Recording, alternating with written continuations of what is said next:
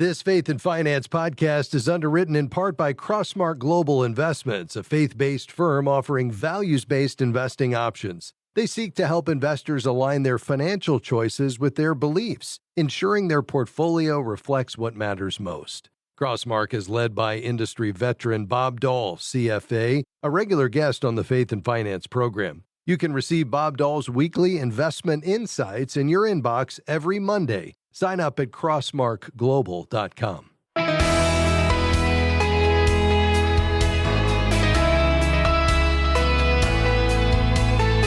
The world is becoming more complex every day. Technology solves problems and creates new ones. How do you keep up? Hi, I'm Rob West. Among so many other things today, maybe you've noticed that managing your finances is increasingly complicated and involves more than balancing a checkbook. Sharon Epps joins us today with some much-needed advice, the 5 Ds of a financial reset. And then it's on to your calls at 800-525-7000. That's 800-525-7000. This is Faith and Finance, biblical wisdom for your financial journey. Well, I always love when Sharon Epps stops by. She's president of Kingdom Advisors, and let me explain what that means. Part of her job is to advise the Christian financial advisors who give you advice. Sharon, great to have you back. Glad to be back. I think we can all agree that managing our finances can be a challenge sometimes. Financial problems seem overwhelming, and so I'm looking forward to you sharing some thoughts on what we can do about it. Well, whether we're struggling with our finances, they're stable, or we even have a surplus, sometimes we just need a financial reset. Yes. Just like our computers need resetting occasionally to clear the cache and run more optimally, our finances can drift or creep out of order. The reset recenters our minds and helps us focus on the spiritual priorities, and they're really the key to getting back on track. In fact, Romans 8:5 tells us exactly what our spiritual priorities should be. It reads, "For those who live according to the flesh set their minds on the things of the flesh, but those who live according to the Spirit set their minds on the things of the Spirit." So we want to live according to the Spirit rather than the flesh, and to do so we need a mindset of surrender to God's ways, including how we handle our money. That is so well said, Sharon. So let's unpack these 5 Ds of financial reset. Where do we start? The first D is define. What does that mean? You should write out a standard of living statement. Define how you should live. What's your why? Your motivation must be deeper than just financial health. That's too vague. What about the motivation of life and peace? In fact, John 10:10 says, "The thief comes only to steal and kill and destroy. I came that they may have life and have it abundantly." And then 1 Timothy 6:17-19 reads, "As for the rich in this present age, charge them not to be haughty, nor set their hopes on the uncertainty of riches, but on God, who richly provides us with everything to enjoy. They're to do good, to be rich in good deeds, to be generous and ready to share, thus storing up treasure for themselves as a good foundation for the future, so that they may take hold of that which is truly life." It's a powerful verse, and that is a great foundation. All right, the second D of our financial reset. Let's try declutter, not just your desk area, but the whole house. Spend a weekend going room to room asking, have I used this in the last year? Is it still helpful to me? If not, sell it, or better, give it away. Decluttering your house goes a long way to decluttering your life. Now, third is delay. Make what you might call an impulse list. Things that you want to buy, put the day's date on them, and commit to waiting 30 days before buying an item. You'll probably discover you didn't really need or want the item after all. I love it. Declutter is my love language, not necessarily delay, as you might imagine. So, all right. I see the next D of our financial reset also involves 30 days. Tell us about it. Yes, it's detect. Create a 30-day record of your spending and review your expenses. Now, that's one thing that's gotten easier with technology since we rarely spend cash. Just take a look at your bank and your credit card statements, all probably online. What would you change? And I have to give a shout out here for the FaithFi app. It combines all of our accounts in one place so Joel and I can use a single source to stay on the same page about our money. I couldn't agree more. Julie and I use it the same way. All right, what is the last D in our financial reset, Sharon? Well, that would be decide. This is where you draw up or overhaul your spending and giving plans. Revamping your budget is a powerful reset experience. Check your priorities and decide where your money will go. And be sure you make giving an important part of your plan as well. Where can you make adjustments so that you can be generous with your church or other ministries that you're passionate about? Oh, this is so good, Sharon. You know, we all need a financial reset from time to time, and you've given us some practical steps to do that. By the way, folks, you mentioned the FaithFi app. It has a powerful feature where with one click of a button, you can reset the system and start over if you haven't been in a few months. Sharon, thanks for stopping by. Always glad to be here. All right, folks, your calls are next. The number, 800-525-7000. That's 800-525-7000. I'm Rob West, and we'll be right back. Stick around.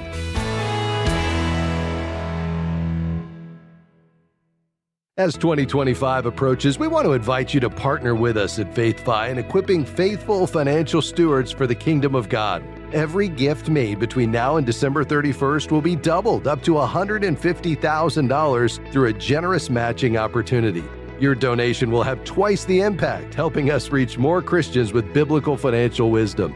Make your year-end gift today by visiting faithfi.com and clicking Give. That's faithfi.com/give. If the heavy burden of debt is robbing you of freedom and peace of mind, Christian Credit Counselors can help. We're a nationwide nonprofit credit counseling organization that has helped over 300,000 individuals in the last 27 years get out of credit card debt 80% faster while honoring that debt in full. To learn how Christian Credit Counselors can help you, visit ChristianCreditCounselors.org. That's ChristianCreditCounselors.org, or call 800-557-1985.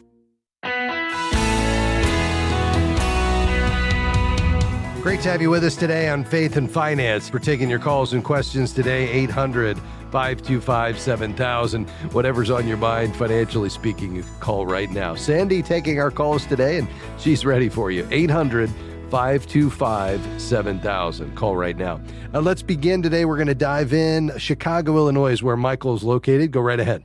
Yeah, thanks so much. So pretty straightforward question here. So I have a pension fund that I'm no longer contributing to, and I have the option of rolling it over into either a Roth IRA or a conventional traditional IRA. My question is, which one should I roll it over into where I would have the least tax burden? Yeah. So you said your age was 37, is that right? Yeah, I'm 37, yeah. Okay. So the way to determine the tax burden is really impossible because we'd have to know what the tax rates are going to be out when you get to retirement. So let's say that's 30 years down the road that God redirects you away from paid work. And at that point, you're starting to live off of this. Who knows what the tax code's going to look like? Are rates going to be the same? Are they going to be much higher? Are they going to be somewhat lower? We just don't know. What we do know, though, is that if you have the ability to pay the tax now, and that's a big if, depending on how much you have that you're rolling out of the Chicago's Teachers Union Fund, whatever portion you do not put into a traditional IRA and you elect to put into a traditional and then convert it to a Roth, well, at that point, all the tax is going to be due. So it'll be added to your taxable income for the year in which you convert it to a Roth. And that could be a pretty substantial bill. So I think the first question is, do you have the funds separate and aside from what's in your retirement account, your pension, that you could write that check and pay that tax liability for whatever portion it is? If you do, great, then it's at least worth considering. If you don't, I would say that's probably a showstopper. Now, in terms of the benefit, because you're young and you've got time on your side, I really like the Roth option. Again, if you have the money to pay the tax bill, because now the tax has been paid. And then let's say you have 30 years of compounded growth, at which point you pull that money out, all the growth between now and retirement, and you get all of that tax free. that's a really powerful tool, and it's why I like the Roth so much. But it's going to be fairly expensive on the front end for whatever portion you convert. And again, it's going to come down to whether the money's available to do that. Does that make sense? Yeah, that makes a lot of sense, definitely. Okay. Well, now, it doesn't have to be an all or none. I mean, I think the other option is to say, maybe we convert a portion of it. At the very least, what you may want to do is say, I'm going to do it over several years. So what you could do is say, I'm going to, convert a third of it this year, and then I'm going to do a third next year, and then a third the year after that. When we thought the Tax Cuts and Jobs Act was going to be expiring and then potentially tax rates were going up, there was somewhat of an urgency because that happens at the end of next year. Now, with the Trump administration, especially with Republican control of the Congress, the House and Senate, we're likely going to see either those tax cuts made permanent, possible to see a slight reduction, probably not going to see tax rates go higher. So there's a little less urgency than there was. So I think that would allow you to say maybe spread it out over 3 years. The other thing that would do, Michael, is to ensure that, and you could work with your CPA on this, again, if you decided to do it, you could ensure that you only convert enough that you don't kick any of it up into a higher tax bracket. And so you could, really be thoughtful about how much you convert in any 1 year moving forward so that you're not paying any more tax than you would otherwise. So hopefully that helps you. We appreciate your call today. If we can serve you in any other way in the future, give us a buzz. Let's go to Louisiana. John, how can I help you? Hey, Rob. I love your show. I listen just about every day. Awesome. Thank you. My question is, if I made contributions to a traditional IRA, is there a waiting period or something before I can do a backdoor Roth? There really isn't. Now, you'd have a 5-year rule before you can withdraw it without incurring a 10% penalty if you're under 59 and a half. But with regard to the conversion, there is no waiting period and there's no limit of any kind. So you can convert as much as you want from a traditional IRA to a Roth, and the number of conversions you can make in a single year is not capped. The only consideration is maybe a tax year rule where conversions have to be completed by December 31st of the calendar year to count for that tax year. They can't be attributed to the previous year, even if they're done before the tax filing deadline, which is something that you can do on contributions, but that doesn't apply to conversions. But apart from that, there really is no limit or timing issue. Okay, so I think you just answered this, but just to be absolutely sure. So if I do a conversion now, will that in any way affect my contribution limit for 2025? No, the conversion does not apply to a new contribution limit. Okay, good. Would it make a difference? I don't think it would, but would it make a difference if the traditional IRA funds that I have now got there by recharacterization because I over-contributed in the previous year? Am I wrong? I see. No, as long as it's in that traditional, you have the option of the backdoor Roth to be able to move that money so long as you meet the income requirements. Okay. All right. Well, thank you. I appreciate it. All right. Thanks for your call today. We appreciate it. 800-525-7000. That's 800-525-7000. This is a often underappreciated strategy, which is this idea of being able to put money into a traditional IRA. And if you aren't able to make a contribution to a Roth because of your income limit, you can do a non-deductible traditional IRA contribution and then convert that money to a Roth IRA.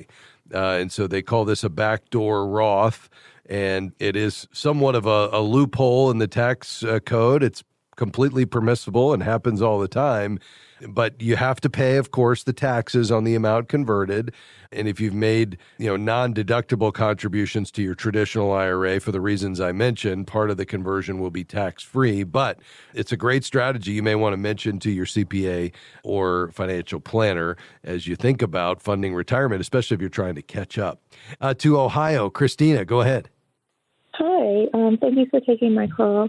So my situation is I've been a stay-at-home mom for a long time. I have my own business, and I have a couple $100s that I would like to invest somewhere. And I want to, every once in a while I need to, I want to be able to put money into it, but I don't know exactly where to start or where to, put that money. Yeah, I love that. And so let me ask you a couple of questions. Do you have an emergency savings yet that's separate from this? We do. Okay. And you've got somewhere between 3 and 6 months? That part we're still working on. So okay. I think that should be your first goal. Now, apart from that, did you say you're self-employed? Yes. Okay. And so you wouldn't have access to a company plan. So I think a great next option for you, assuming you're thinking long-term investments where you're not going to touch it for, until you get to retirement, would be a Roth IRA.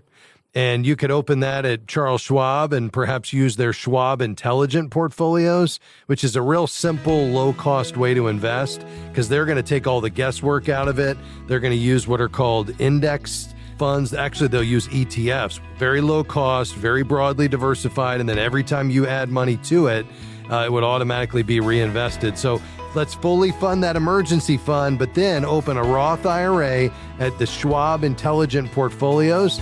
And I think that'll get you going in the right direction. Thanks for your call, Christina. We'll be right back. Stick around.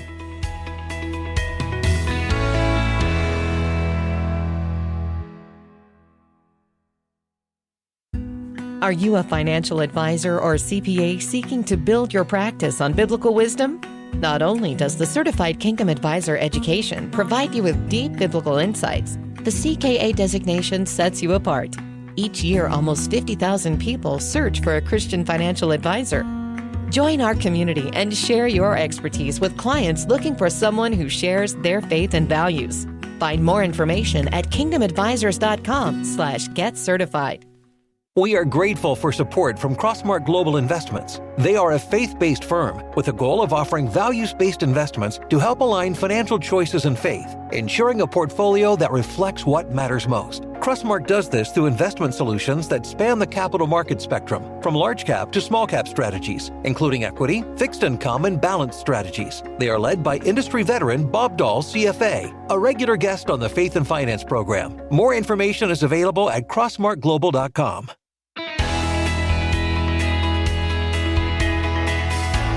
Great to have you with us today on Faith and Finance. I'm Rob West. Hey, do you enjoy the program? Well, here at the end of the year, we'd like to invite you to invest in the ministry of FaithFi. We're listener supported, which means a large part of our ministry budget comes from your generous support. And this is a great time to give because we're closing out our listener support portion of our budget between now and December 31st. And we're not quite there. We're a little more than $100,000 away.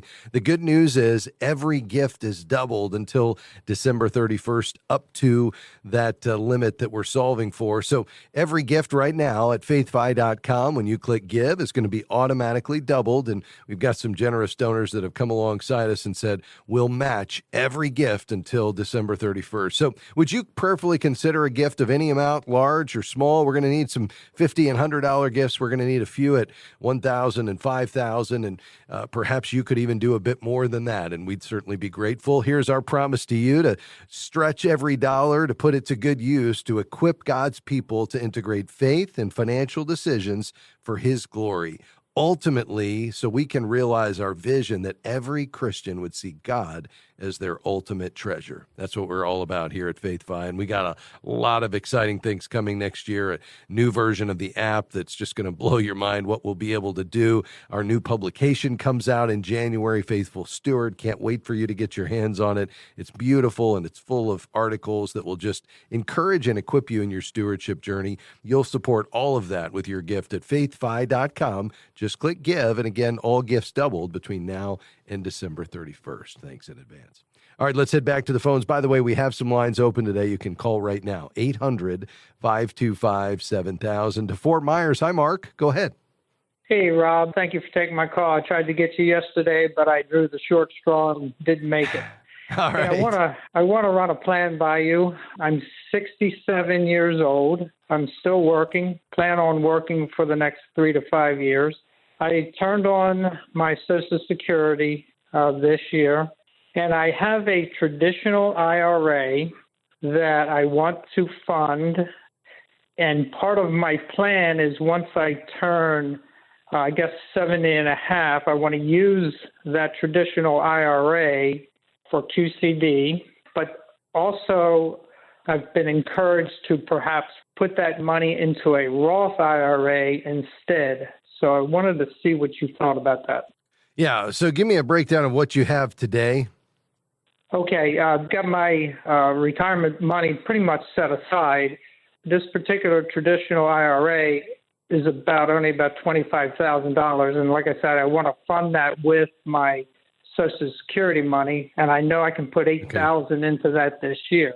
Yeah. I've got security money set aside as far as, emergency money and that sort of thing. But I just want to know if it's a good idea to put that into the traditional instead of a Roth with the intention of using it for QCD down the road. Yeah. I like that. Yeah, if that's your intention and you still have that earned income, which would allow you to make the contribution to the traditional IRA, because in any IRA, you've got to have earned income up to the amount you're putting in, and it caps out with the max, which to your point for 2024 is $8,000 if you're age 50 or older. If your ultimate plan for that money is to be a qualified charitable distribution, then yes, it would behoove you to go ahead and put that in the traditional and not the Roth. You see, the Roth is going to be an after-tax contribution that grows tax-free. But when you're using the traditional with the plan to use the QCD, the qualified charitable distribution, you kind of get the double dip because you're going to get the tax deduction when the money goes in. So it will be excluded from your taxable income. And then when it comes out, you don't pay any tax because as long as you're age 70 and a half, and by the way, there is no waiting period on that for a qualified charitable distribution. So as long as you're 70 and a half, that money can go out and you don't pay tax on it then either because it's going straight to a ministry. So I would say if that's the plan, that is by far going to be the better option.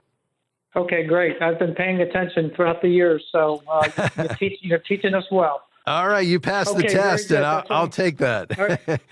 Okay, great. All right, thank you very much, Rob. Absolutely, Mark. Lord bless you. One of the questions we get often here on the program is when I have the option, and this usually shows up with a 401k, when I have the option to contribute to either a traditional 401k or a Roth, should I do one or the other or both? And it's a great question. And two University of Arizona researchers looked at this and studied literally thousands of actual people and looked at where they would come up with the optimal amount in traditional versus Roth, and they came up with a rule that they say, quote, produces near ideal results, end quote. And the rule of thumb is to simply add the number 20 to your age and put that percentage in a traditional IRA with the rest going into the Roth. So let's say you were 55. You would add 20 to it. 75% would go in the traditional. You get the tax deduction on it, 25% in the Roth. Here's the idea. The younger you are, the more you want going into the Roth. The older you are, the more you can usually benefit from that tax deduction. And they say is that the common advice that older workers should be funneling all of their money into traditional doesn't consider the risks of tax rates increasing, and that investing some of the contributions into a Roth eliminates some of that risk. Now, that risk is lower, at least in the near term, because of the Trump presidency. Nevertheless, when we look out 10 or 20 years down the road, we have no idea where tax rates are going to be. That's where this rule of thumb to add 20 to your age and put that percentage into traditional accounts, the rest into the Roth, at least based on the work of these University of Arizona researchers, might come up with the sweet spot for you in terms of maximizing both opportunities. Take that for what it's worth. Well, as we round out the broadcast today, let me finish by reminding you the 5 principles of money management that we find in God's Word. After we recognize that God owns it all and that we're stewards or managers of God's resources, the next question is, well, how do I faithfully manage those resources? And that's where these 5 wise principles come in. Number 1, spend less than you earn. That's the key to every financial success. Number 2, avoid the use of debt because debt mortgages the future. Number 3, have some liquidity or some margin in your financial life, something left over at the end of the month. That's the only way that you'll ultimately be able to accomplish your longer-term goals and objectives, whether that's paying down your debt or increasing your giving or saving for the future. Fourth, have long-term goals. You see, the longer term your perspective, the better the decision you'll make today. And number 5 is give generously because giving breaks the grip of money over our lives. I hope those 5 principles are an encouragement to you and will be helpful to you along the way. Well, a big thanks to my team today. We certainly couldn't do this without them. We're grateful for Jim Henry, Taylor Stanridge, Chad Clark, and Amy Rios, and everybody here at Faith By. We hope you'll come back and join us next time. And until then, may God bless you. Bye-bye. Faith and Finance is provided by Faith By and listeners like you.